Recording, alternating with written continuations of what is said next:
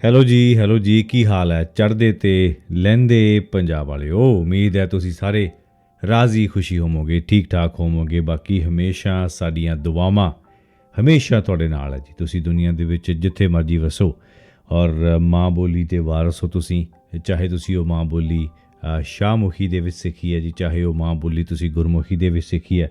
ਆਖਰ ਪੰਜਾਬੀ ਤਾਂ ਪੰਜਾਬੀ ਹੈ, ਮਾਂ ਬੋਲੀ ਹੈ ਅਤੇ ਮਾਂ ਬੋਲੀ ਹੈ ਜੀ। ਸੋ ਇਸੇ ਕਰਕੇ ਜਿਹੜੇ ਸਾਡਾ ਪੋਡਕਾਸਟ ਹੈ ਜਤਿੰਦਰ ਗਿੱਧਾ ਸ਼ੋ, ਹਮੇਸ਼ਾ ਵਾਂਗ ਅੱਜ ਵੀ ਹਮੇਸ਼ਾ ਵਾਂਗ ਇਹ ਜਿਹੜਾ ਮਾਂ ਬੋਲੀ ਨੂੰ ਸਮਰਪਿਤ ਹੁੰਦਾ ਹੈ ਜੀ। ਸੋ ਆਓ ਅੱਜ ਦੀ ਇਸ ਪੋਡਕਾਸਟ ਦੇ ਨਾਲ ਜੁੜਦੇ ਹਾਂ ਜੀ। ਬਹੁਤ ਬਹੁਤ ਸ਼ੁਕਰੀਆ ਆਪਣੀ ਇਸ ਪੋਡਕਾਸਟ ਜਤਿੰਦਰ ਗਿੱਧਾ ਸ਼ੋ ਨੂੰ ਭਰਮਾ ਹੁੰਗਾਰਾ ਅਤੇ ਢੇਰ ਸਾਰਾ ਪਿਆਰ ਦੇਣ ਵਾਸਤੇ ਜੀ। ਸੋ ਸਾਡੀ ਅੱਜ ਦੀ ਪੋਡਕਾਸਟ ਦੇ ਵਿੱਚ ਵੀ ਦੋਸਤੋ ਹਮੇਸ਼ਾ ਵਾਂਗ ਅਸੀਂ ਪੰਜਾਬੀ ਦੀ ਇੱਕ ਬਹੁਤ ਸੋਹਣੀ ਕਹਾਣੀ ਅਜਮੇਰ ਸਿੰਘ ਔਲਖ ਹੋਣਾ ਦੀ ਲਿਖੀਆਂ ਕਹਾਣੀਆਂ ਦੇ ਵਿੱਚੋਂ ਇੱਕ ਕਹਾਣੀ ਚੁਣੀ ਹੈ ਜੀ ਤੁਹਾਡੇ ਵਾਸਤੇ। ਇਹ ਕਹਾਣੀ ਹੈ, ਇਸ ਦਾ ਨਾਮ ਹੈ ਮੇਰੀ ਮੰਗਣੀ ਅਤੇ ਮੇਰਾ ਵਿਆਹ। ਅੱਛਾ, ਬੜੀ ਖੂਬਸੂਰਤ ਕਹਾਣੀ ਹੈ ਇਹ। ਅਸਲ ਦੇ ਵਿੱਚ ਇੱਕ ਸਮਾਜਿਕ ਜਿਹੜੀ ਇੱਕ ਬੰਧਨ ਹੈ ਸਮਾਜ ਦੇ ਵਿੱਚ, ਜਿਹੜਾ ਸਾਡਾ ਵਿਆਹ ਦਾ ਇੱਕ ਬੰਧਨ ਹੈ, ਮੰਗਣੀ ਦੀਆਂ ਰਸਮਾਂ ਨੇ, ਵਿਆਹ ਦੀਆਂ ਰਸਮਾਂ ਨੇ, ਉਹਨਾਂ ਦੇ ਬਾਬਤ ਹੈ। ਬੇਸ਼ੱਕ ਅਜਮੇਰ ਸਿੰਘ ਔਲਖ ਹੋਣਾ ਨੇ ਜਿਹੜੀ ਇਸ ਕਹਾਣੀ ਦੇ ਵਿੱਚ ਆ ਕੋਈ 1964 ਜਾਂ 1965 ਦੇ ਵੇਲੇ ਦਾ ਜਿਹੜਾ ਜ਼ਿਕਰ ਕੀਤਾ ਹੈ, ਉਸ ਵੇਲੇ ਦੀ ਸੋਚ ਨੂੰ ਕਿਸ ਕਿਸਮ ਦੀ ਸੋਚ ਹੈ ਔਰ ਉਹਦਾ ਜਿਹੜਾ ਅੱਜ ਦੇ ਸਮੇਂ ਦੇ ਵਿੱਚ, ਬੇਸ਼ੱਕ ਅੱਜ ਦੀ ਇਹ ਜਿਹੜੀ ਕਹਾਣੀ ਹੈ ਅਸੀਂ 2024 ਦੇ ਵਿੱਚ ਸੁਣਨ ਜਾ ਰਹੇ ਇੰਨੇ ਸਾਲਾਂ ਤੋਂ ਬਾਅਦ ਦੇ ਵਿੱਚ ਵੀ, ਮੈਂ ਸਮਝਦਾ ਕਹਾਣੀ ਨੂੰ ਪੜ੍ਹ ਕੇ ਮੈਂ ਤਾਂ ਬਹੁਤ ਕੁਝ ਸਿੱਖਿਆ। ਪਰ ਮੈਨੂੰ ਨਾਲ ਦੀ ਨਾਲ ਉਮੀਦ ਹੈ ਕਿ ਤੁਸੀਂ ਵੀ ਜਦੋਂ ਇਸ ਕਹਾਣੀ ਨੂੰ ਪੜ੍ਹੋਗੇ, ਸੁਣੋਗੇ, ਇਸ ਨੂੰ ਤੁਸੀਂ ਜਾਣੋਗੇ ਤਾਂ ਸਿੱਖਣ ਨੂੰ ਬਹੁਤ ਕੁਝ ਮਿਲੇਗਾ। ਕੀ ਕੁਝ ਤੁਸੀਂ ਕਹਾਣੀ ਦੇ ਵਿੱਚ ਸਿੱਖਿਆ ਆਪਣੇ ਨਾਲ, ਆਪਣੇ ਪਰਿਵਾਰ ਦੇ ਨਾਲ, ਆਪਣੇ ਬੱਚਿਆਂ ਦੇ ਨਾਲ ਡਿਸਕਸ ਜ਼ਰੂਰ ਕਰਿਓ ਜੀ। ਔਰ ਇਹ ਕਹਾਣੀ ਤੁਸੀਂ ਮੈਨੂੰ ਵਾਅਦਾ ਕਰੋ ਕਿ ਤੁਸੀਂ ਆਪ ਤਾਂ ਸੁਣੋਗੇ, ਪਰ ਨਾਲ ਦੇ ਨਾਲ ਆਪਣੇ ਬੱਚਿਆਂ ਨੂੰ ਜ਼ਰੂਰ ਤੁਸੀਂ ਕਹਾਣੀ ਸੁਣਾਇਓ ਔਰ ਦੱਸਿਓ ਉਹਨਾਂ ਨੂੰ ਵੀ ਕਿ ਇਸ ਕੰਟੈਕਸਟ ਦੇ ਵਿੱਚ ਗੱਲ ਕੀਤੀ ਹੈ ਅਜਮੇਰ ਸਿੰਘ ਔਲਖ ਹੋਣਾ ਨੇ ਆਪਣੀ ਇਸ ਕਹਾਣੀ ਦੇ ਵਿੱਚ, ਅਤੇ ਡਿਸਕਸ ਕਰਿਓ। ਪਰ ਮੇਰਾ ਤੁਹਾਡੇ ਨਾਲ ਵਾਅਦਾ ਹੈ ਇਸ ਕਹਾਣੀ ਦੇ ਵਿੱਚੋਂ ਸਿੱਖਣ ਨੂੰ ਬਹੁਤ ਕੁਛ ਹੈ, ਪਰ ਗੱਲ ਇਹ ਹੈ ਕਿ ਉਹਦੇ ਵਾਸਤੇ ਤੁਹਾਨੂੰ ਸੁਣਨੀ ਪੈਣੀ ਹੈ ਜੀ। ਸੋ ਕਿਉਂ ਨਾ ਫਿਰ ਆਪਾਂ ਅੱਜ ਦੀ ਕਹਾਣੀ ਸ਼ੁਰੂ ਕਰੀਏ। ਲਓ ਜੀ, ਪੇਸ਼ ਹੈ ਤੁਹਾਡੀ ਖਿਦਮਤ ਦੇ ਵਿੱਚ ਅਜਮੇਰ ਸਿੰਘ ਔਲਖ ਹੋਣਾ ਦੀ ਲਿਖੀ ਹੋਈ ਕਹਾਣੀ ਮੇਰੀ ਮੰਗਣੀ ਅਤੇ ਮੇਰਾ ਵਿਆਹ। ਇਹ ਹੈ ਕਹਾਣੀ ਮੇਰੀ ਮੰਗਣੀ ਅਤੇ ਮੇਰਾ ਵਿਆਹ, ਅਜਮੇਰ ਸਿੰਘ ਔਲਖ ਹੋਣਾ ਦੀ ਲਿਖੀ ਹੋਈ ਬੜੀ ਹੀ ਦਿਲਚਸਪ ਕਹਾਣੀ। ਮੰਗਣੀ। ਆਓ ਪਹਿਲਾਂ ਮੰਗਣੀ ਦੀ ਗੱਲ ਕਰਦੇ ਹਾਂ। ਪਹਿਲਾਂ ਮੇਰੀ ਮੰਗਣੀ ਦਾ ਬਿਰਤਾਂਤ ਸੁਣੋ। ਇਹ ਗੱਲ ਦਸੰਬਰ 1964 ਦੀ ਹੈ। ਪੰਜਾਬੀ ਯੂਨੀਵਰਸਿਟੀ ਪਟਿਆਲਾ ਵਿਖੇ ਪੰਜਾਬੀ ਦੀ MA ਫਾਈਨਲ ਦੀ ਪੜ੍ਹਾਈ ਕਰਨ ਵੇਲੇ ਮੈਨੂੰ ਪਿੰਡੋਂ ਮੇਰੀ ਮਾਂ ਦੀ ਚਿੱਠੀ ਆਈ। ਚਿੱਠੀ ਦਾ ਸਾਰ ਤਾਂ ਇਹ ਸੀ, ਤੈਨੂੰ ਇੱਕ ਕੁੜੀ ਦੇ ਬਾਪ ਨੇ ਵੇਖਣ ਆਉਣਾ ਹੈ, ਇਸ ਲਈ ਤੂੰ ਫਲਾਣੇ ਦਿਨ ਪਿੰਡ ਦੇ ਵਿੱਚ ਪਹੁੰਚ ਜਾ। ਉਦੋਂ ਭਾਵੇਂ ਜਵਾਨੀ ਵੇਲੇ ਮੇਰੇ ਉੱਤੇ ਆਦਰਸ਼ਵਾਦ ਦਾ ਭੂਤ ਸਵਾਰ ਸੀ, ਇਸ ਭੂਤ ਨੇ ਮੇਰੇ ਕੋਲੋਂ ਹੋਰ ਹੀ ਕਮਲ ਕਰਵਾ ਦਿੱਤਾ। ਪਿੰਡ ਜਾਣ ਲਈ ਹਾਂ ਕਹਿਣ ਦੀ ਥਾਂ ਮੈਂ ਮਾਂ ਨੂੰ ਚਿੱਠੀ ਰਾਹੀਂ ਉਸ ਦੀ ਚਿੱਠੀ ਦਾ ਜਵਾਬ ਦੇ ਦਿੱਤਾ। ਮਾਨਯੋਗ ਬੇਜੀ, ਤੁਸੀਂ ਕੁੜੀ ਦੇ ਬਾਪ ਨੂੰ ਕਹੋ ਕਿ ਉਹ ਮੈਨੂੰ ਵੇਖਣ ਤੋਂ ਪਹਿਲਾਂ ਸਾਡਾ ਕੱਚਾ ਘਰ ਵੇਖ ਲਵੇ, ਜ਼ਮੀਨ ਆਦਿ ਦੀ ਪੂਰੀ ਪੜਤਾਲ ਕਰ ਲਵੇ। ਤੁਸੀਂ ਵੀ ਉਸ ਤੋਂ ਕਿਸੇ ਪ੍ਰਕਾਰ ਦਾ ਲਕੋ ਨਾ ਰੱਖਣਾ। ਜੋ ਸਾਡੇ ਹਾਲਾਤ ਨੇ ਉਸ ਨੂੰ ਦੱਸ ਦੇਣਾ। ਉਸ ਨੂੰ ਦੱਸ ਦੇਣਾ ਕਿ ਜਿਹੜੀ ਸਾਡੇ ਘਰ ਦੀ ਮੂਹਰਲੀ ਕੱਚੀ ਕੰਧ ਪਿਛਲੇ ਸਾਲ ਮੀਂਹ ਨੇ ਢਾਹ ਦਿੱਤੀ ਸੀ, ਇਹ ਅਸੀਂ ਕਿਸੇ ਘੋਲ ਕਰਕੇ ਨਹੀਂ, ਬਲਕਿ ਇਸ ਕਰਕੇ ਦੁਬਾਰਾ ਨਹੀਂ ਖੜੀ ਕਰ ਸਕੇ ਕਿ ਇਸ ਨੂੰ ਖੜੀ ਕਰਨ ਦੀ ਸਾਡੇ ਵਿੱਚ ਪਹੁੰਚ ਨਹੀਂ ਸੀ। ਜ਼ਮੀਨ ਬਾਰੇ ਵੀ ਅਸਲੀਅਤ ਦੱਸ ਦੇਣੀ ਕਿ 4 ਭਾਈਆਂ ਕੋਲ ਕੁੱਲ 8 ਕਿੱਲੇ ਭੋਏ ਹੈ, ਬਸ 8 ਕਿੱਲੇ। ਇਸ ਵਿੱਚੋਂ 3 ਕਿੱਲੇ ਨੌਰੀਏ ਬਾਣੀਏ ਕੋਲ ਗਹਿਣੇ ਟਿਕੀ ਹੋਈ ਹੈ। 8000 ਜਿਹੜਾ ਕਰਜ਼ਾ ਆਪਣੇ ਸਿਰ ਹੈ ਉਹ ਵੀ ਤੁਸੀਂ ਦੱਸਣਾ ਨਾ ਭੁੱਲਣਾ, ਹਰ ਗੱਲ ਖੁੱਲ੍ਹ ਕੇ ਦੱਸ ਦੇਣਾ। ਨੇਕ ਮੇਰਾ ਵੱਡਾ ਭਾਈ ਹਰਨੇਕ ਬਾਰੇ ਵੀ ਜ਼ਰੂਰ ਦੱਸ ਦੇਣਾ ਕਿ ਉਹ ਵੈਲੀਆਂ ਸ਼ੈਲੀਆਂ ਦੇ ਵਿੱਚ ਬੈਠਦਾ ਉੱਠਦਾ ਹੈ ਅਤੇ ਸਿਗਰਟ, ਸ਼ਰਾਬ, ਭੰਗ ਆਦਿ ਸਾਰੇ ਨਸ਼ੇ ਛਕਾ ਲੈਂਦਾ ਹੈ। ਅਖੀਰੀ ਗੱਲ ਇਹ ਹੈ ਕਿ ਮੈਂ ਰਿਸ਼ਤਾ ਉਦੋਂ ਹੀ ਲਵਾਂਗਾ ਜਦ ਕਦ ਮੈਨੂੰ ਕਿਤੇ ਕੋਈ ਰੁਜ਼ਗਾਰ ਮਿਲ ਗਿਆ। ਜੇ ਉਪਰੋਕਤ ਸਭ ਕੁਝ ਜਾਣਨ ਤੋਂ ਬਾਅਦ ਵੀ ਕੁੜੀ ਦਾ ਬਾਪ ਮੈਨੂੰ ਵੇਖਣਾ ਚਾਹੇਗਾ ਤਾਂ ਮੈਂ ਕਿਸੇ ਮਿੱਥੇ ਦਿਨ ਉੱਤੇ ਪਿੰਡ ਆ ਜਾਵਾਂਗਾ। ਹੁਣ ਤੁਸੀਂ ਦੱਸੋ, ਹੁਣ ਤੁਸੀਂ ਦੱਸੋ, ਅਜਿਹਾ ਕਿਹੜਾ ਬਾਪ ਹੋਏਗਾ ਜਿਹੜਾ ਉਪਰੋਕਤ ਸਭ ਕੁਝ ਜਾਣਦੇ ਹੋਏ ਵੀ ਆਪਣੀ ਧੀ ਨੂੰ ਜਮਾਂ ਸਾਹਮਣੇ ਦਿਸਦੇ ਨਰਕ ਕੁੰਡ ਦੇ ਵਿੱਚ ਧੱਕਾ ਦੇਣਾ ਚਾਹੇਗਾ? ਹੁਣ ਤੁਸੀਂ ਜ਼ਰਾ ਸੋਚੋ। ਤੁਹਾਨੂੰ ਤਾਂ ਕੀ, ਮੈਨੂੰ ਆਪ ਵੀ ਪੂਰਾ ਯਕੀਨ ਸੀ ਕਿ ਗੱਲ ਜਿੱਥੋਂ ਸ਼ੁਰੂ ਹੋਈ ਹੈ ਉੱਥੇ ਹੀ ਜਾਮ ਹੋ ਜਾਏਗੀ ਬਸ ਮੇਰਾ ਆਹ ਖੱਤ ਸੁਣ ਕੇ। ਖੈਰ ਜੀ, ਮੈਂ ਆਪਣੇ ਆਦਰਸ਼ਵਾਦੀ ਰੰਗ ਦੇ ਵਿੱਚ ਰੰਗਿਆ ਆਪਣੇ ਆਪ ਨੂੰ ਆਪਣੀ ਮਾਂ ਦਾ ਧਰਮ ਪੁੱਤਰ ਸਮਝਦਾ ਹੋਇਆ ਚਿੱਠੀ ਪੋਸਟ ਕਰ ਆਇਆ। ਪਿੰਡ ਪਹੁੰਚੀ ਚਿੱਠੀ ਜਦ ਮਾਂ ਨੇ ਮੇਰੇ ਬਚਪਨ ਦੇ ਦੋਸਤ ਸੁਖਦੇਵ ਤੋਂ ਪੜ੍ਹਾਈ ਤਾਂ ਮਾਂ ਦਾ ਮੂੰਹ ਉਤਰਨਾ ਹੁਣ ਕੁਦਰਤੀ ਸੀ, ਲਾਜ਼ਮੀ ਸੀ। ਗੁੱਸੇ ਜਿਹੇ ਮੂੰਹ ਦੇ ਨਾਲ ਮਾਂ ਨੇ ਉਹੀ ਚਿੱਠੀ ਮੇਰੇ ਬਣ ਰਹੇ ਵਿਚੋਲੇ ਨੂੰ ਫੜਾਤੀ। ਵਿਚੋਲਾ, ਜਿਹਦਾ ਨਾਂ ਅਮਰ ਸਿੰਘ ਧਾਲੀਵਾਲ ਸੀ, ਪਿੰਡ ਵਿੱਚੋਂ ਮੇਰਾ ਉਹ ਤਾਇਆ ਲੱਗਦਾ ਸੀ। ਉਹ ਬੜਾ ਹੀ ਸਾਫ਼ ਦਿਲ ਇਨਸਾਨ ਸੀ। ਨਾਲ ਦੀ ਨਾਲ ਉਹ ਹਾਸੇ ਠੱਠੇ ਦੇ ਸੁਭਾਅ ਵਾਲਾ ਵੀ ਬੰਦਾ ਸੀ। ਉਹ ਮਹਾਰਾਜ ਦਾ ਪਾਠੀ ਸੀ ਤੇ ਪਾਠ ਕਰਨ ਹਿੱਤ ਦੋਵੇਂ ਵਕਤ ਪਿੰਡ ਦੇ ਗੁਰਦੁਆਰੇ ਸਾਹਿਬ ਜਾਇਆ ਕਰਦਾ ਸੀ। ਕੁਝ ਇਸ ਤਰ੍ਹਾਂ ਦਾ ਬੰਦਾ ਸੀ। ਉਹਦਾ ਸਾਡੇ ਘਰ ਰੋਜ਼ ਦਾ ਆਉਣ ਜਾਣ ਸੀ, ਕਿਉਂਕਿ ਗੁਰਦੁਆਰਾ ਸਾਹਿਬ ਜਾਣ ਵਾਸਤੇ ਸਾਡੇ ਘਰ ਰਾਹੀਂ ਜਾਣਾ ਉਸ ਨੂੰ ਸ਼ਾਰਟਕਟ ਨੇੜੇ ਪੈਂਦਾ ਸੀ। ਉਂਝ ਵੀ ਸਮਾਜਿਕ ਤੇ ਪਰਿਵਾਰਕ ਤੌਰ ਤੇ ਅਸੀਂ ਦੋਵੇਂ ਘਰ ਇੱਕ ਦੂਜੇ ਦੇ ਵਾਹਵਾ ਨੇੜੇ ਸਾਂ। ਤਾਇਆ ਅਮਰ ਸਿੰਘ ਧਾਲੀਵਾਲ ਨੇ ਚਿੱਠੀ ਪੜ੍ਹ ਕੇ ਮੇਰੀ ਮਾਂ ਨੂੰ ਹੱਸਦਿਆਂ ਕਿਹਾ, ਲੈ ਹਰਨਾਮ ਖੁਰੇ, ਸਮਝ ਲੈ ਹੋ ਗਿਆ ਤੇਰੇ ਮੁੰਡੇ ਦਾ ਰਿਸ਼ਤਾ ਪੱਕਾ। ਲੱਗ ਜਾ ਗੀਤ ਗਾਣ, ਅੱਜ ਤੋਂ ਸ਼ਗਨਾਂ ਦੇ ਬਸ ਸ਼ੁਰੂ ਹੋ ਜਾ ਅੱਜ ਤੋਂ ਹੀ। ਮਾਂ ਤਾਏ ਦੇ ਮਖੌਲੀਏ ਸੁਭਾਅ ਤੋਂ ਤਾਂ ਜਾਣੂ ਸੀ, ਇਸ ਲਈ ਉਸਨੇ ਉਸ ਦੀ ਗੱਲ ਨੂੰ ਬਹੁਤੀ ਗੰਭੀਰਤਾ ਦੇ ਨਾਲ ਨਾ ਲਿਆ। ਪਰ ਜਾਪਦਾ ਤਾਏ ਨੇ ਨਾ ਹੀ ਮੇਰੀ ਚਿੱਠੀ ਮਖੌਲ ਵਜੋਂ ਲਈ ਸੀ ਤੇ ਨਾ ਹੀ ਆਪਣੀ ਗੱਲ ਮਖੌਲ ਵਜੋਂ ਉਸਨੇ ਕਹੀ ਸੀ। ਮੇਰੇ ਘਰ ਦੀ ਆਰਥਿਕ ਸਥਿਤੀ ਬਾਰੇ ਉਸਨੇ ਪਹਿਲਾਂ ਹੀ ਕਾਫੀ ਕੁਝ ਸਹੀ ਕੁੜੀ ਦੇ ਬਾਪ ਨੂੰ ਦੱਸ ਦਿੱਤਾ ਸੀ। ਓਲਾ ਰੱਖਦਾ ਵੀ ਕਾਹਦਾ, ਕੱਚਾ ਘਰ ਤੇ ਟਹੀ ਕੰਧ ਅਗਲੇ ਨੂੰ ਆਪ ਦਿਸ ਪੈਣੀ ਸੀ ਤੇ ਜ਼ਮੀਨ ਦੀ ਅਸਲੀਅਤ ਦਾ ਪਟਵਾਰੀ ਗਰਦੌਰ ਤੋਂ ਪਤਾ ਲੱਗ ਜਾਣਾ ਸੀ। ਹਾਂ, ਗਹਿਣੇ ਪਈ ਜ਼ਮੀਨ ਤੇ ਕਰਜ਼ੇ ਦਾ ਸ਼ਾਇਦ ਉਸ ਨੂੰ ਆਪ ਨੂੰ ਵੀ ਪਤਾ ਨਹੀਂ ਸੀ। ਹੁਣ ਰਹੀ ਗੱਲ ਮੇਰੇ ਵੱਡੇ ਭਾਈ ਦੇ ਵੈਲਪੁਣੇ ਦੀ, ਅਜਿਹੀ ਗੱਲ ਨੂੰ ਉਹ ਬਹੁਤੀ ਗੰਭੀਰਤਾ ਨਾਲ ਲੈਣ ਵਾਲਾ ਬੰਦਾ ਹੀ ਨਹੀਂ ਸੀ। ਹੁਣ ਜੱਟ ਦੇ 4 ਪੁੱਤਾਂ ਵਿੱਚੋਂ ਇੱਕ ਪੁੱਤ ਵਿਹਲੜ ਛੇਲੜ ਨਿਕਲ ਹੀ ਜਾਂਦਾ ਹੈ। ਮਹਾਰਾਜ ਦਾ ਪਾਠੀ ਹੋਣ ਦੇ ਬਾਵਜੂਦ ਅਜਿਹੀ ਜੱਟੂ ਸੋਚ ਦਾ ਧਾਰਨੀ ਸੀ ਤਾਇਆ ਅਮਰ ਸਿੰਘ। ਬਾਅਦ ਵਿੱਚ ਮੈਨੂੰ ਪਤਾ ਲੱਗਿਆ ਕਿ ਉਂਝ ਵੀ ਉਸਨੇ ਜ਼ੋਰ ਸਿਰਫ ਇੱਕੋ ਗੱਲ ਤੇ ਦਿੱਤਾ ਹੋਇਆ ਸੀ, ਨੰਦ ਸਿਆਂ, ਮੁੰਡਾ ਕੀ ਹੈ, ਮੁੰਡਾ ਤਾਂ ਨਿਰਾ ਹੀਰਾ ਹੈ, ਹੀਰਾ। ਬਸ ਤੂੰ ਯਾਦ ਰੱਖੇਂਗਾ ਬਾਈ, ਮਾਮੇ ਅਮਰ ਸਿੰਘ ਨੇ ਮੁੰਡਾ ਭਾਲ ਕੇ ਦਿੱਤਾ ਸੀ ਮੇਰੀ ਧੀ ਵਾਸਤੇ। ਤਾਇਆ ਅਮਰ ਸਿੰਘ ਦੂਰ ਨੇੜੇ ਦੀ ਰਿਸ਼ਤੇਦਾਰੀ ਦੇ ਵਿੱਚ ਕੁੜੀ ਦੇ ਬਾਪ ਦਾ ਮਾਮਾ ਲੱਗਦਾ ਸੀ ਅਸਲ ਦੇ ਵਿੱਚ। ਤਾਇਆ ਅਮਰ ਸਿੰਘ ਨੂੰ ਮੈਂ ਹੀਰਾ ਸਿਰਫ ਇਸ ਕਰਕੇ ਲੱਗਦਾ ਸੀ ਕਿਉਂਕਿ ਮੈਂ ਇੱਕ ਗਰੀਬ ਕਿਸਾਨ ਦਾ ਪੁੱਤ ਹੋ ਕੇ ਵੀ ਕਿਵੇਂ ਪੜ੍ਹਾਈ ਦੀ ਪੌੜੀ ਦੇ ਇੱਕ ਡੰਡੇ ਤੋਂ ਬਾਅਦ ਦੂਜੇ ਡੰਡੇ ਉੱਤੇ ਪੈਰ ਧਰਦਾ ਉਤਾਂ ਚੜ੍ਹਦਾ ਜਾ ਰਿਹਾ ਸੀ।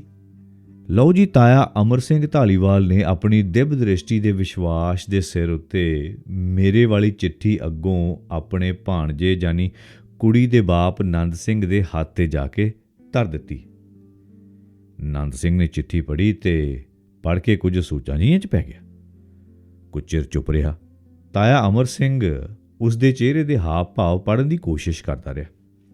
ਥੋੜ੍ਹੇ ਚਿਰ ਪਿੱਛੋਂ ਨੰਦ ਸਿੰਘ ਫਲਾਸਫਰਾਂ ਵਾਲੀ ਗਹਿਰ ਗੰਭੀਰ ਆਵਾਜ਼ ਦੇ ਵਿੱਚ ਬੋਲਿਆ, ਮਾਮਾ ਜੀ, ਲੱਗਦਾ ਅਕਾਲ ਪੁਰਖ ਨੇ ਮੇਰੀ ਧੀ ਦਾ ਸੰਜੋਗ ਇਸੇ ਲੜਕੇ ਸੰਗ ਲਿਖਿਆ। ਜਦ ਮੁੰਡਾ ਕਿਸੇ ਰੁਜ਼ਗਾਰ 'ਤੇ ਲੱਗ ਗਿਆ ਮੈਨੂੰ ਖਬਰ ਕਰ ਦਿਓ। ਉਸਨੇ ਬਸ ਇੰਨੀ ਗੱਲ ਆਖੀ। ਜਦ ਮੈਂ ਇੱਕ ਛੁੱਟੀ ਵਾਲੇ ਦਿਨ ਪਟਿਆਲੇ ਤੋਂ ਪਿੰਡ ਆਇਆ ਤੇ ਮੈਨੂੰ ਸਾਰੀ ਕਹਾਣੀ ਦਾ ਪਤਾ ਲੱਗਿਆ ਤਾਂ ਮੈਨੂੰ ਬੇਹੱਦ ਹੈਰਾਨੀ ਹੋਈ। ਹੈਰਾਨੀ ਦੇ ਨਾਲ ਕੁਝ ਖੁਸ਼ੀ ਵੀ ਸੀ।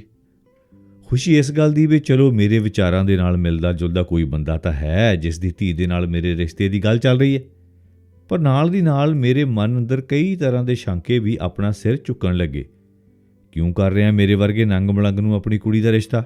ਕਿਤੇ ਕੁੜੀ ਦੇ ਵਿੱਚ ਕੋਈ ਨੁਕਸੀ ਨਾ ਹੋਵੇ, ਕੁੜੀ ਕਿਤੇ ਲੰਗੜੀ ਲੂਲੀ ਜਾਂ ਕਿਤੇ ਕੋਈ ਕਰੂਕਟਰ ਵਗੈਰਾ।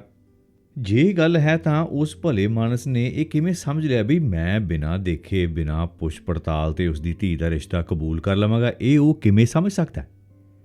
ਪਰ ਫਿਰ ਇਹ ਖਿਆਲ ਵੀ ਆਇਆ ਕਿ ਜੇ ਕੋਈ ਐਸੀ ਵੈਸੀ ਗੱਲ ਹੁੰਦੀ ਤਾਂ ਤਾਇਆ ਅਮਰ ਸਿੰਘ ਵਿੱਚ ਭਲਾ ਕਿਉਂ ਪੈਂਦਾ? ਸਾਡੀ ਉਹਦੇ ਨਾਲ ਬੜੀ ਨੇੜਤਾ ਹੈ।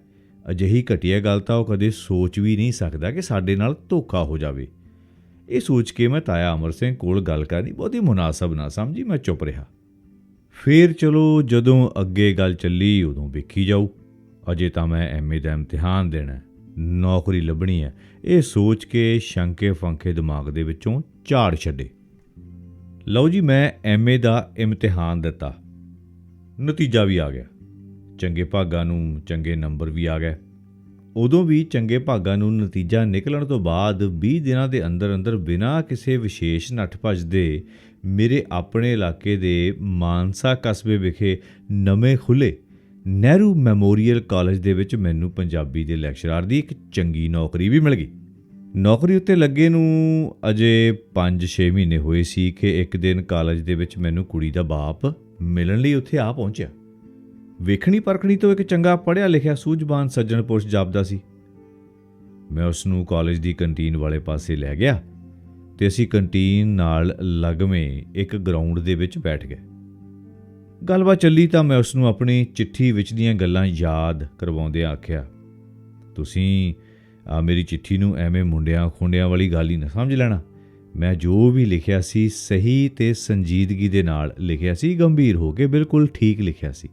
ਮੇਰੀ ਗੱਲ ਸੁਣ ਕੇ ਉਹਨੇ ਜਵਾਬ ਦਿੱਤਾ, ਮੈਨੂੰ ਸਭ ਪਤਾ ਹੈ, ਮੈਨੂੰ ਸਭ ਪਤਾ। ਅਸਲ ਵਿੱਚ ਸਭ ਕੁਝ ਦਾ ਪਤਾ ਮੈਂ ਪਹਿਲਾਂ ਹੀ ਕਰ ਲਿਆ ਸੀ। ਸੱਚੀ ਗੱਲ ਤਾਂ ਇਹ ਹੈ ਕਿ ਸਭ ਕੁਝ ਪਤਾ ਲੱਗਣ ਉੱਤੇ ਮੈਂ ਆਪ ਹੀ ਮਨ ਦੇ ਵਿੱਚ ਫੈਸਲਾ ਕਰ ਲਿਆ ਸੀ ਕਿ ਮੈਂ ਇਸ ਘਰ ਆਪਣੀ ਧੀ ਕਦੀ ਵੀ ਨਹੀਂ ਵਿਆਹਾਂਗਾ। ਪਰ ਤੇਰੀ ਚਿੱਠੀ ਨੇ ਮੇਰਾ ਇਰਾਦਾ ਹੀ ਬਦਲ ਦਿੱਤਾ। ਤੇਰੀ ਚਿੱਠੀ ਪੜ੍ਹ ਕੇ ਮੈਨੂੰ ਇਸ ਤਰ੍ਹਾਂ ਦਾ ਅਹਿਸਾਸ ਹੋਇਆ ਕਿ ਇਹ ਨੌਜਵਾਨ ਜੀਵਨ ਦੇ ਵਿੱਚ ਕੋਈ ਵੱਡਾ ਮਾਇਆਧਾਰੀ, ਕੋਈ ਅਮੀਰ ਬਣੇ ਚਾਹੇ ਨਾ ਬਣੇ, ਪਰ ਇਹ ਭੁੱਖਾ ਕਦੇ ਨਹੀਂ ਮਰੇਗਾ। ਸੱਚਾ, ਮੇਰੀ ਧੀ ਸੁਖੀ ਰਹੂ ਇਹ ਸੰਜੋਗ ਪਾ ਕੇ। ਕਾਕਾ, ਮੈਨੂੰ ਤੂੰ ਪਸੰਦ ਹੈ। ਮੇਰੀ ਧੀ, ਮੇਰੇ ਘਰ ਬਾਰੇ ਤੂੰ ਪਤਾ ਕਰਕੇ ਆਪਣੀ ਰਾਏ ਦੱਸ ਦੇਵੀਂ। ਤੇ ਇੰਨੀ ਗੱਲ ਕਹਿ ਕੇ ਉਹ ਉੱਥੋਂ ਚਲਿਆ ਗਿਆ। ਉਸ ਦੇ ਚਲੇ ਜਾਣ ਤੋਂ ਬਾਅਦ ਮੈਂ 2-3 ਮਹੀਨਿਆਂ ਅੰਦਰ ਸਭ ਕੁਝ ਦੀ ਤਸੱਲੀ ਕਰ ਲਈ ਤੇ ਮੈਂ ਰਿਸ਼ਤੇ ਲਈ ਹਾਂ ਵੀ ਕਰ ਦਿੱਤੀ। ਮੰਗਣੀ ਦਾ ਦਿਨ ਵੀ ਤੈਅ ਹੋ ਗਿਆ। ਪਰ ਜਿਸ ਦਿਨ ਮੇਰੇ ਕੱਚੇ ਤੇ ਢਹੀ ਕੰਧ ਵਾਲੇ ਘਰ ਦੇ ਵਿੱਚ ਮੇਰੀ ਮੰਗਣੀ ਹੋਈ ਤਾਂ ਇੱਕ ਗੜਬੜ ਜਿਹੀ ਹੋ ਗਈ। ਮੰਗਣੀ ਦੀ ਰਸਮ ਤੋਂ ਬਾਅਦ ਜਦ ਮੈਂ ਸ਼ਗਨਾਂ ਵਾਲਾ ਪਰਨਾ ਆਪਣੀ ਮਾਂ ਦੇ ਚਰਨਾਂ ਵਿੱਚ ਧਰਿਆ ਤਾਂ ਸ਼ਗਨਾਂ ਵਾਲੇ ਪੈਸੇ ਦੇ ਵਿੱਚੋਂ ਮਾਂ ਨੂੰ ਸੋਨੇ ਦੀ ਇੱਕ ਮੋਹਰ ਮਿਲ ਗਈ। ਦੇਖ ਕੇ ਮੈਨੂੰ ਹੈਰਾਨੀ ਵੀ ਹੋਈ ਤੇ ਗੁੱਸਾ ਵੀ ਆਇਆ। ਬਈ ਇੰਨਾ ਕਹਿਣ ਦੇ ਬਾਵਜੂਦ ਮੈਂ ਆਦਰਸ਼ਵਾਦੀ ਸਾਂ ਨਾ ਉਸ ਵੇਲੇ। ਮੈਂ ਤਾਂ ਸਾਰੇ ਪਿੰਡ, ਦੋਸਤਾਂ, ਮਿੱਤਰਾਂ ਤੇ ਰਿਸ਼ਤੇਦਾਰਾਂ ਨੂੰ ਫੜ ਮਾਰੀ ਹੋਈ ਹੈ ਕਿ ਮੈਂ ਇੱਕ ਆਦਰਸ਼ ਤੇ ਅਗਾਂਹ ਵਧੂ ਵਿਆਹ ਮੰਗਣੀ ਕਰਨ ਜਾ ਰਿਹਾ ਹਾਂ। ਖਰਚਾ ਬਿਲਕੁਲ ਨਹੀਂ ਕਰਨਾ। ਹੁਣ ਭਲਾ ਉਹ ਮੇਰੇ ਬਾਰੇ ਕੀ ਸੋਚਣਗੇ? ਇਹੋ ਹੀ ਕਿ ਹਾਥੀ ਦੇ ਦੰਦ ਖਾਣ ਨੂੰ ਹੋਰ ਤੇ ਦਿਖਾਉਣ ਨੂੰ ਹੋਰ। ਕਿਵੇਂ ਵਿਖਾਵਾਂਗਾ ਮੂੰਹ ਆਪਣੇ ਦੋਸਤਾਂ ਮਿੱਤਰਾਂ ਨੂੰ? ਬੜੀ ਪੋਜੀਸ਼ਨ ਆਕਵਰਡ ਜੀ ਹੁੰਦੀ ਜਾਪੀ। ਕੀ ਕੀਤਾ ਜਾਵੇ ਭਲਾ? ਐਨੀ ਮੇਰੇ ਵਿੱਚ ਹਿੰਮਤ ਨਾ ਪਈ ਕਿ ਭਰੀ ਪੰਚਾਇਤ ਦੇ ਵਿੱਚ ਜਾ ਕੇ ਮੋਹਰ ਉਸ ਭਲੇ ਮਾਨਸ ਭਾਵ ਆਪਣੇ ਬਣ ਚੁੱਕੇ ਸਹੁਰਾ ਸਾਹਿਬ ਦੇ ਪੈਰਾਂ ਦੇ ਵਿੱਚ ਵਗਾ ਮਾਰਾਂ। ਉਸ ਆਦਮੀ ਦਾ ਮੇਰੇ ਉੱਤੇ ਪ੍ਰਭਾਵ ਹੀ ਇਹੋ ਜਿਹਾ ਪੈ ਚੁੱਕਾ ਸੀ ਕਿ ਮੈਂ ਉਸ ਨੂੰ ਦੇਵਤਾ ਪੁਰਸ਼ ਸਮਝਣ ਲੱਗ ਪਿਆ ਸਾਂ।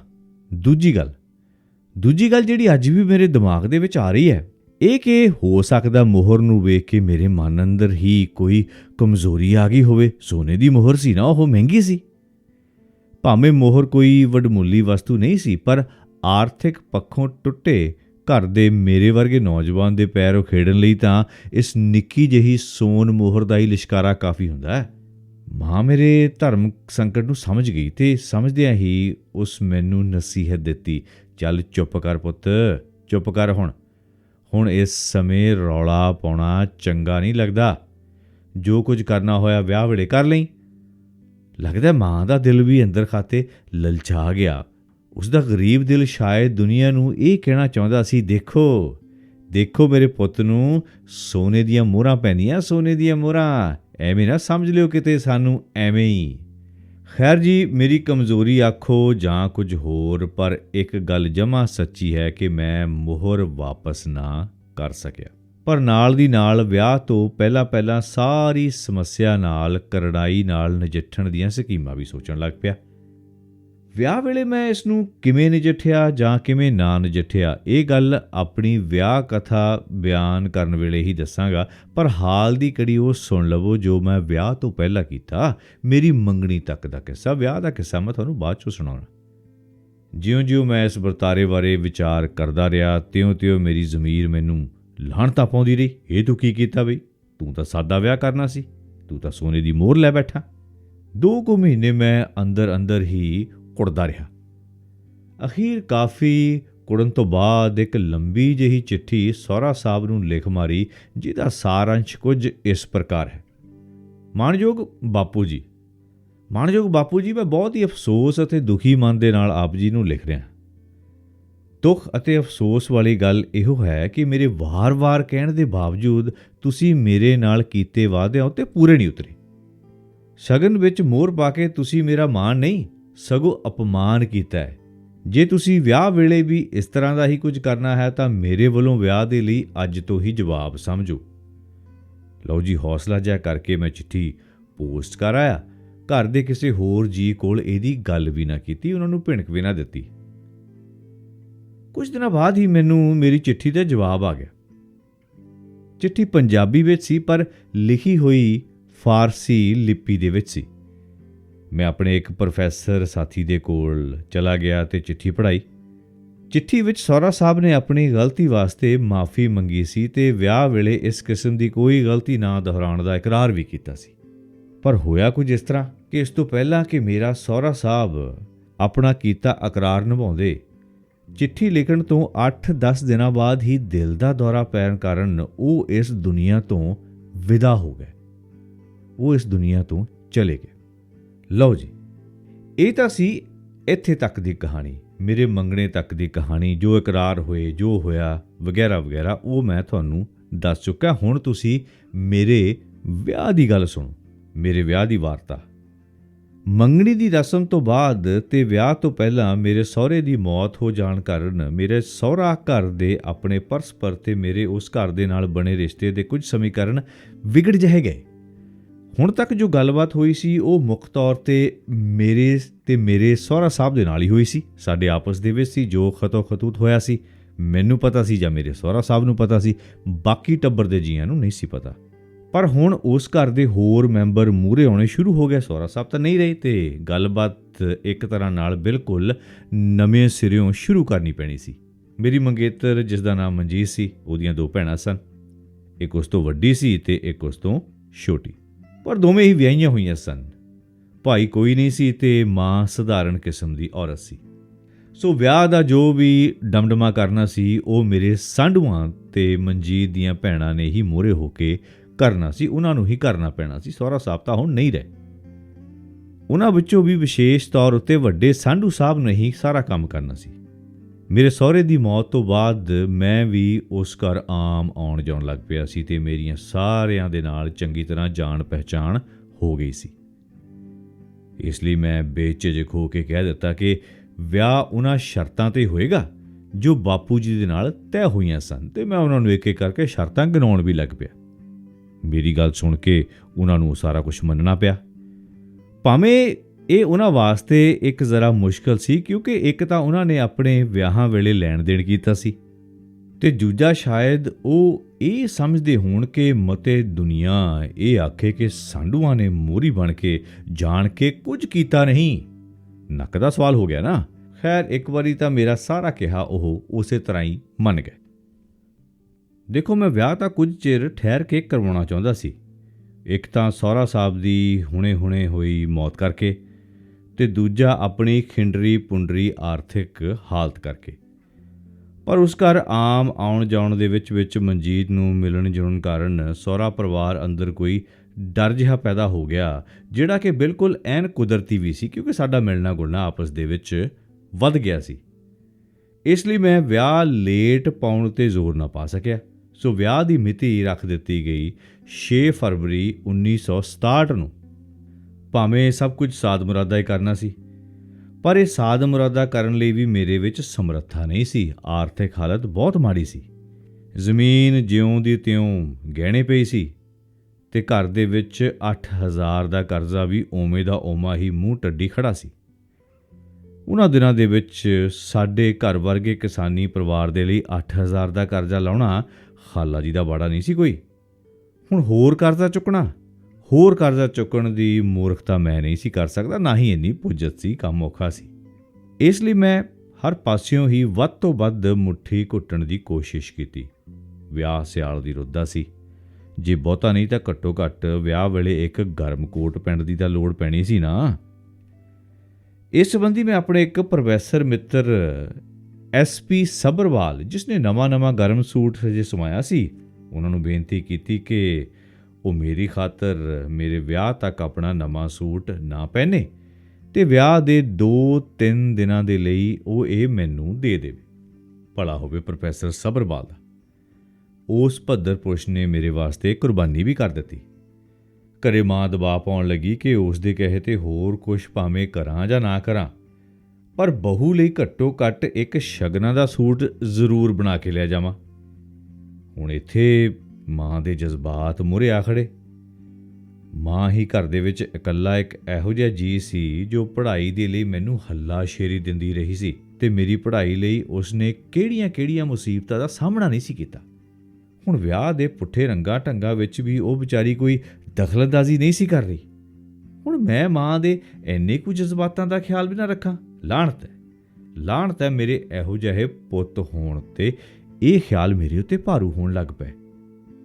ਇੰਨੀ ਕੁਰਬਾਨੀ ਮਾਂ ਨੇ ਦਿੱਤੀ ਹੋਵੇ ਅਤੇ ਹੁਣ ਮਾਂ ਦਾ ਇਹ ਸ਼ਗਨਾਂ ਵਾਲੇ ਸੂਟ ਵਾਲੀ ਗੱਲ ਮੈਂ ਨਾ ਰੱਖਾਂ, ਇਹ ਕਿਵੇਂ ਹੋ ਸਕਦਾ? ਅਤੇ ਮੈਂ ਮਾਂ ਦੇ ਜਜ਼ਬਾਤਾਂ ਦਾ ਖਿਆਲ ਇਸ ਸ਼ਰਤ 'ਤੇ ਰੱਖਿਆ ਕਿ ਸੂਟ ਖਰੀਦਿਆ ਨਹੀਂ, ਸਗੋਂ ਇੱਧਰੋਂ ਉਧਾਰਾ ਫੜ ਕੇ ਸਾਰ ਲਿਆ ਜਾਵੇਗਾ। ਸੂਟ ਦਾ ਵੀ ਕੋਈ ਦਿਖਾਵਾ ਨਹੀਂ ਹੋਵੇਗਾ ਅਤੇ ਇਹ ਬਾਅਦ ਦੇ ਵਿੱਚ ਕੁੜੀ ਵਾਲਿਆਂ ਤੋਂ ਵਾਪਸ ਲੈ ਲਿਆ ਜਾਵੇਗਾ ਜੀ। ਮਾਂ ਵਿਚਾਰੀ ਇਸ ਉੱਤੇ ਵੀ ਮੰਨ ਗਈ। ਹਾਲਾਂਕਿ ਮੈਂ ਸੋਚਦਾ ਹਾਂ ਕਿ ਇਹ ਘਟੀਆ ਜਿਹੀ ਗੱਲ ਸੀ।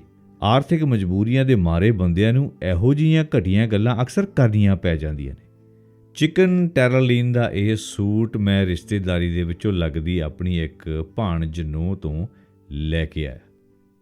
ਪਿਛਲੇ 28-30 ਸਾਲਾਂ ਦੇ ਵਿੱਚ ਸਾਡੇ ਘਰ ਦੇ ਵਿੱਚ ਕੋਈ ਵਿਆਹ ਨਹੀਂ ਸੀ ਹੋਇਆ। ਮੇਰੇ ਵਿਆਹ ਤੋਂ ਪਹਿਲਾਂ ਘਰ ਦੇ ਵਿੱਚ ਮੇਰੇ ਬਾਪੂ ਜੀ ਦਾ ਹੀ ਵਿਆਹ ਹੋਇਆ ਸੀ।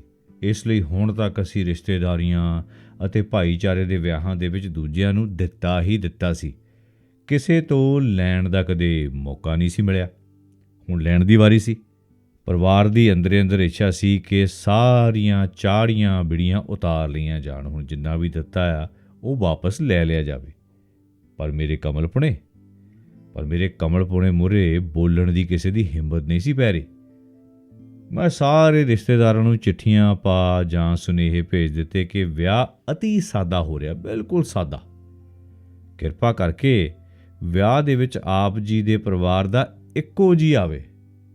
ਕਿਸੇ ਤਰ੍ਹਾਂ ਦਾ ਕੋਈ ਕੱਪੜਾ ਲੀੜਾ ਲਿਆਉਣ ਦੀ ਖੇਚਲ ਨਾ ਕੀਤੀ ਜਾਵੇ ਅਤੇ ਨਾ ਹੀ ਇੱਥੋਂ ਲੈ ਕੇ ਜਾਣ ਦੀ ਇੱਛਾ ਦੇ ਆਸ ਦੇ ਨਾਲ ਆਵੇ। ਕੋਈ ਲੈਣ ਦੇਣ ਵਿਆਹ ਦੇ ਵਿੱਚ ਨਹੀਂ ਕੀਤਾ ਜਾਵੇਗਾ, ਬਸ ਇੱਕੋ ਜੀ ਆਵੇ। ਅੰਤ ਵਿੱਚ ਇਹ ਲਿਖ ਦਿੱਤਾ ਕਿ ਜੇ ਕਿਸੇ ਭਾਈ ਭੈਣ ਨੂੰ ਇਹ ਗੱਲਾਂ ਪਸੰਦ ਨਾ ਆਉਂਦੀਆਂ ਹੋਣ, ਉਹ ਬੇਸ਼ੱਕ ਇਸ ਵਿਆਹ ਵਿੱਚ ਸ਼ਰੀਕ ਹੋ ਕੇ ਆਪਣਾ ਚਿੱਤ ਭੈੜਾ ਨਾ ਕਰੇ। ਜ਼ਿਆਦਾ ਹੀ ਆਦਰਸ਼ਵਾਦੀ ਸੀ ਨਾ ਮੈਂ। ਵਿਆਹ ਲਈ ਮੈਂ ਮਠਿਆਈ ਨਾ ਬਣਵਾਈ, ਸਿਰਫ ਇੱਕ ਡੱਬਾ ਸ਼ਹਿਰੋਂ ਮੁੱਲ ਲੈ ਲਿਆ ਸੀ। ਉਹ ਵੀ ਸਹੁਰੇ ਪਰਿਵਾਰ ਵੱਲੋਂ ਬਹੂ ਨਾਲ ਲਿਆਉਣ ਵਾਲੇ ਉਸ ਦੇ ਗੱਡੀ ਵਾਲਿਆਂ ਵਾਸਤੇ। ਮੈਂ ਐਲਾਨ ਕਰ ਦਿੱਤਾ ਸੀ ਕਿ ਬਾਜਰੇ ਦੀ ਰੋਟੀ ਅਤੇ ਸਾਗ ਤੋਂ ਬਿਨਾਂ ਹੋਰ ਕੁਝ ਨਹੀਂ ਚੱਲੇਗਾ। ਸਭ ਨੇ ਮੇਰੀ ਇਸ ਮੂਰਖਤਾ ਅੱਗੇ ਹਥਿਆਰ ਸੁੱਟ ਦਿੱਤੇ। ਹੁਣ ਮੇਰੇ ਸਾਹਮਣੇ ਬੋਲਦਾ ਵੀ ਕੌਣ, ਕਿਉਂਕਿ ਸਹੁਰਾ ਸਾਹਿਬ ਦੇ ਨਾਲ ਇਹ ਗੱਲਾਂ ਮੈਂ ਤੈਅ ਕਰ ਚੁੱਕਾ ਸੀ। ਮੈਂ ਉਹਨਾਂ ਨੂੰ ਇਹ ਸਾਫ਼ ਕਹਿ ਦਿੱਤਾ। ਜੰਝ ਲਈ ਮੈਂ 2 ਕਾਰਾਂ ਕਿਰਾਏ 'ਤੇ ਕੀਤੀਆਂ। ਬਾਅਦ ਦੇ ਵਿੱਚ ਮੈਂ ਇਹ ਵੀ ਸੋਚਦਾ ਰਿਹਾ ਕਿ ਇੱਕ ਕਾਰ ਵਾਧੂ ਕਰਕੇ ਗਲਤੀ ਕੀਤੀ ਸੀ। ਜੰਝ ਵਿੱਚ ਅਸੀਂ ਕੁੱਲ 7 ਜਾਣੇ ਗਏ। 4 ਮੇਰੇ ਦੋਸਤ, ਇੱਕ ਸ਼ਰੀਕੇ ਵਿੱਚੋਂ ਚਾਚਾ ਜੀ, ਇੱਕ ਵਿਚੋਲਾ ਅਤੇ 7ਵਾਂ ਮੈਂ। ਨਾ ਬਾਪੂ, ਨਾ ਤਾਇਆ ਅਤੇ ਨਾ ਹੀ ਭਾਈ। ਮੇਰੇ ਸਹੁਰੇ ਪਰਿਵਾਰ ਦਾ ਜੱਦੀ ਸੰਬੰਧ ਤਾਂ ਜ਼ਿਲ੍ਹਾ ਬਠਿੰਡੇ ਦੇ ਪਿੰਡ ਦਾਨ ਸਿੰਘ ਵਾਲਾ ਨਾਲ ਸੀ, ਪਰ ਬਾਅਦ ਦੇ ਵਿੱਚ ਨੌਕਰੀ ਦੇ ਕਾਰਨ ਮੇਰੇ ਸਹੁਰੇ ਨੇ ਬਠਿੰਡੇ ਮਕਾਨ ਖਰੀਦ ਕੇ ਉੱਥੇ ਹੀ ਕਾਫੀ ਚਿਰ ਤੋਂ ਪੱਕੀ ਰਿਹਾਇਸ਼ ਕੀਤੀ ਹੋਈ ਸੀ। ਬਠਿੰਡੇ ਮੇਰੇ ਪਿੰਡ ਕਿਸ਼ਨਗੜ੍ਹ ਫਰਵਾਹੀ ਤੋਂ ਕੋਈ 70 ਕਿਲੋਮੀਟਰ ਸੀ।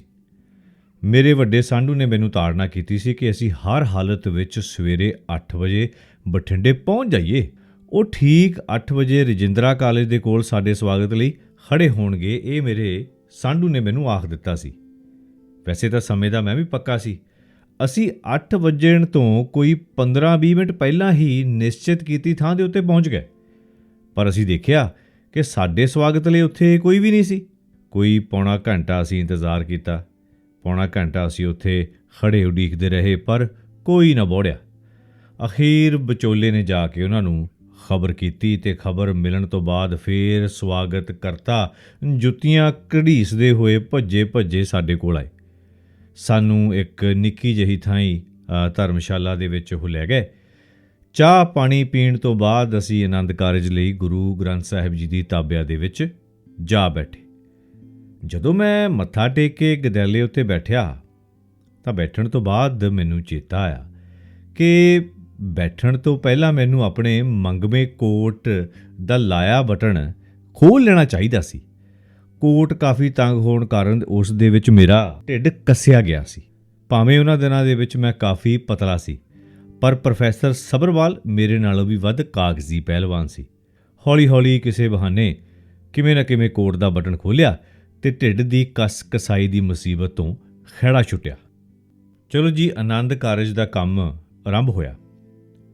ਆਨੰਦ ਕਾਰਜ ਉਂਝ ਤਾਂ ਠੀਕ ਠਾਕ ਹੋ ਗਏ, ਪਰ ਪਤਾ ਨਹੀਂ ਕਿਵੇਂ ਅਰਦਾਸ ਕਰਨ ਵੇਲੇ ਭਾਈ ਜੀ ਤੋਂ ਕਾਕਾ ਅਜਮੇਰ ਸਿੰਘ ਸੁਪੁੱਤਰ ਸਰਦਾਰ ਕੌਰ ਸਿੰਘ ਦੀ ਥਾਂ ਕਾਕਾ ਕੌਰ ਸਿੰਘ ਸੁਪੁੱਤਰ ਸਰਦਾਰ ਅਜਮੇਰ ਸਿੰਘ ਕਹਿ ਹੋ ਗਿਆ।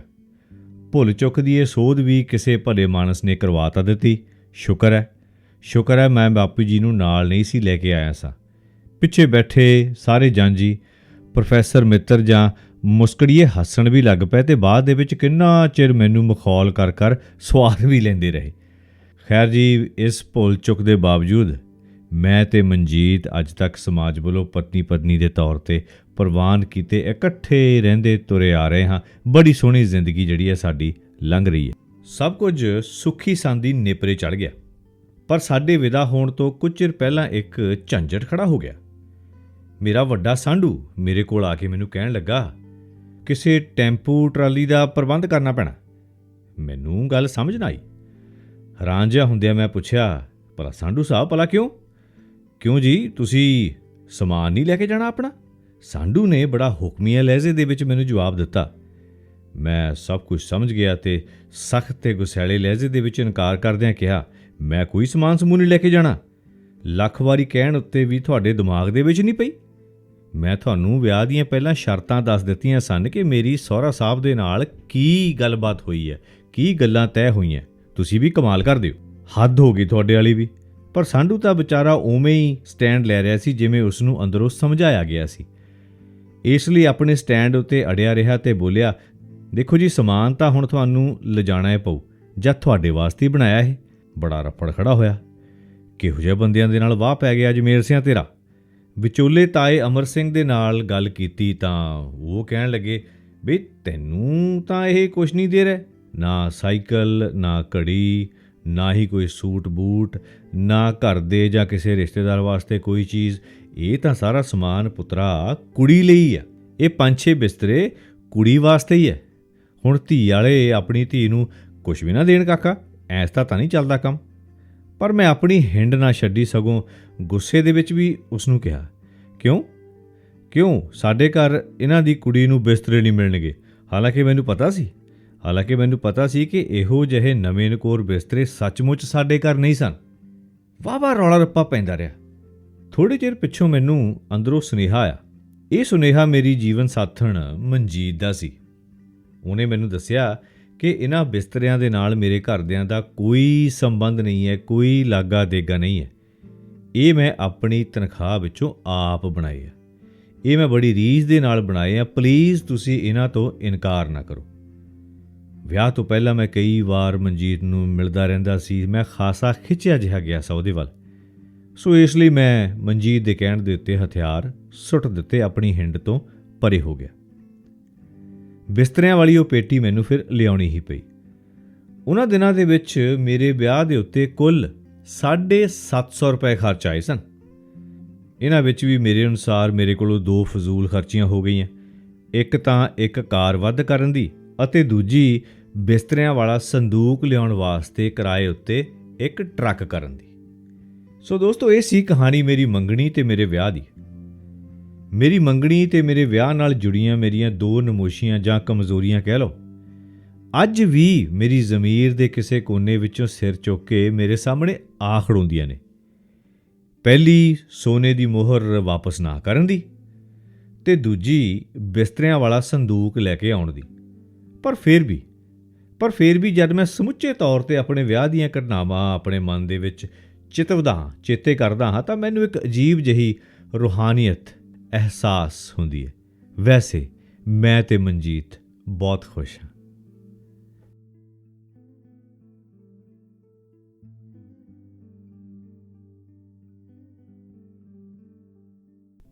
ਲਓ ਜੀ, ਕਹਾਣੀ ਤਾਂ ਹੋ ਗਈ ਪੂਰੀ। ਕਹਾਣੀ ਦਾ ਨਾਮ ਆਪ ਸਭ ਨੂੰ ਪਤਾ ਹੈ, ਅਜਮੇਰ ਸਿੰਘ ਔਲਖ ਉਹਨਾਂ ਦੀ ਲਿਖੀ ਹੋਈ ਕਹਾਣੀ ਮੇਰੀ ਮੰਗਣੀ ਤੇ ਮੇਰਾ ਵਿਆਹ। ਪਰ ਹੁਣ ਸਵਾਲ ਇਹ ਪੈਦਾ ਹੁੰਦਾ, ਜਿਵੇਂ ਸ਼ੁਰੂਆਤ ਦੇ ਵਿੱਚ ਮੈਂ ਆਖਿਆ ਸੀ ਕਹਾਣੀ ਆਖਣ ਤੋਂ ਪਹਿਲਾਂ, ਕਿ ਇਸ ਕਹਾਣੀ ਤੋਂ ਵਿੱਚੋਂ ਸਿੱਖਣ ਨੂੰ ਹੈ ਕੀ। ਪਰ ਇਹ ਤਾਂ ਹੁਣ ਆਪਾਂ ਨੂੰ ਆਪ ਹੀ ਸੋਚਣਾ ਪੈਣਾ ਨਾ। ਹੁਣ ਤੁਸੀਂ ਸੋਚਿਓ ਜ਼ਰਾ, ਇਹਦੇ ਵਿੱਚ ਆਪਾਂ ਕੀ ਸਿੱਖਿਆ, ਸਾਡੇ ਬੱਚਿਆਂ ਨੇ ਕੀ ਸਿੱਖਣਾ, ਆਉਣ ਵਾਲੇ ਸਮੇਂ ਦੇ ਵਿੱਚ ਸਾਨੂੰ ਕਿਸ ਕਿਸਮ ਦੇ ਸਾਡੇ ਮੰਗਣੇ ਅਤੇ ਕਿਸ ਕਿਸਮ ਦੇ ਸਾਡੇ ਵਿਆਹਾਂ ਦੇ ਫੰਕਸ਼ਨਸ ਹੋਣੇ ਚਾਹੀਦੇ ਨੇ ਜੀ। ਇਹ ਹੁਣ ਸੋਚਿਓ, ਡਿਸਕਸ ਕਰਿਓ ਪਰਿਵਾਰ ਦੇ ਵਿੱਚ। ਜੇ ਫੀਡਬੈਕ ਦੇਣੀ ਹੋਈ ਤਾਂ ਫਿਰ ਤੁਸੀਂ ਜੋ ਵੀ ਡਿਸਕਸ਼ਨ ਹੋਈ, ਜੋ ਵੀ ਵਿਚਾਰ ਵਟਾਂਦਰਾ ਆਪਸ ਦੇ ਵਿੱਚ ਹੋਇਆ, ਤਾਂ ਮੈਨੂੰ ਕਾਲ ਕਰ ਦਿਓ, ਬਾਅਦ ਦੇ ਵਿੱਚ ਟੈਕਸਟ ਮੈਸੇਜ ਭੇਜ ਦਿਓ, ਵਟਸਐਪ ਕਰ ਦਿਓ। ਕਿੱਥੇ?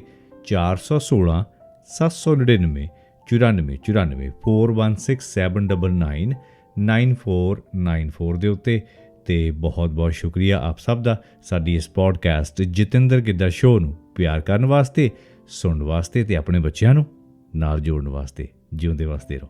ਬੜੀ ਮਿਹਰਬਾਨੀ।